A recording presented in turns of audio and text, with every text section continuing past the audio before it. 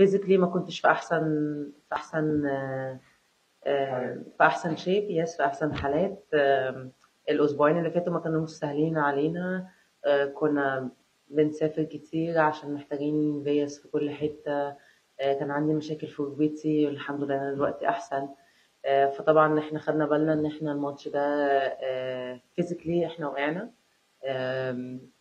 بس looking at the positive side، يعني لو هكون إيجابية، لو اشتغلت على حاجة زي كده وعرفت ان انا خلص ماتش كامل زي ما لعبت في الفيرست سيت، الليفل عالي قوي والديفرنس ما كانش كبير. نقط مهمة في سكند سيت كانت ممكن تخليني اخلص الست 6-1 او 6-2.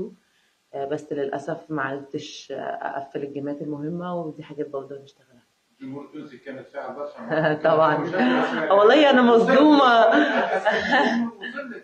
طبعا أنا من ساعة ما جيت، من ساعة الراجل اللي ختم لي الباسبور وكل الناس بتعاملني كويس وعارفاني، وما شاء الله الناس عارفة تنس كويس قوي، أكيد بسبب أنس.